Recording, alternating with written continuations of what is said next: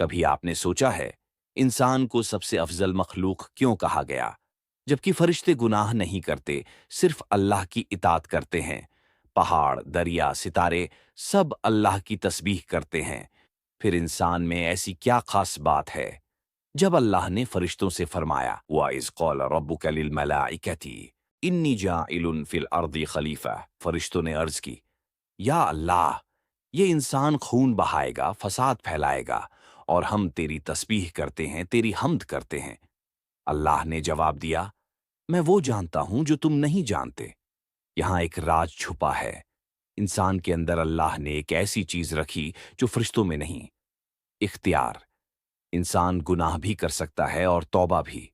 اس کے پاس چوائس ہے، صحیح اور غلط کے درمیان۔ سوچو، فرشتے کبھی غلطی نہیں کرتے، لیکن انسان غلطی کرتا ہے، پھر رو کر سجدے میں گرتا ہے اور کہتا ہے یا اللہ، میں نے ظلم کیا اپنے اوپر، تو مجھے معاف کر دے۔ یہی لمحہ انسان کو افضل بناتا ہے۔ اللہ نے آدم کو تمام چیزوں کے نام سکھائے۔ یہ علم بھی انسان کا ایک رتبہ بنا۔ اس کا مطلب انسان صرف روحانیت نہیں، بلکہ عقل، علم اور تعلم کے ذریعے بھی ابھر سکتا ہے۔ پھر اللہ نے انسان کو ایک اور شرف دیا، اپنے کلام کو سمجھنے کا۔ قرآن انسان کے لیے ہدایت ہے۔ سوچو، اللہ کا پیغام سیدھا تم سے بات کر رہا ہے۔ اس لیے جب انسان قرآن پڑھتا ہے، سمجھتا ہے، تو روح کا نظام بدل جاتا ہے، دل نرم ہو جاتا ہے، زندگی کا مقصد سمجھ میں آتا ہے۔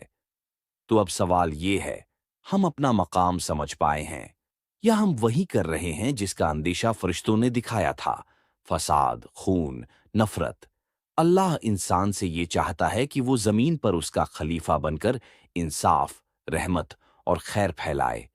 جب بندہ یہ ذمہ داری اٹھاتا ہے، تبھی وہ اشرف المخلوقات بنتا ہے۔ سوچو، تم اپنی زندگی کس طرف لے جا رہے ہو؟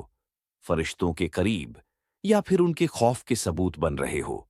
اب سوال یہ ہے، کیا ہم قرآن کو صرف ثواب کے لیے پڑھ رہے ہیں، یا اسے سمجھ کر اپنی اصل ذمہ داری کو پہچان رہے ہیں؟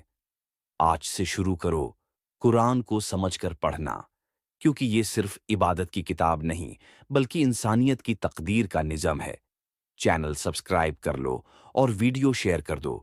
یہ پیغام صرف میرا یا آپ کا نہیں، یہ پیغام ہر انسان کا ہے جو عالم ارواح میں اللہ کے سامنے کہہ کر آیا تھا، میں ذمہ داری اٹھاتا ہوں۔ اللہ حافظ، پھر ملیں گے سورہ فاتحہ کے ساتھ۔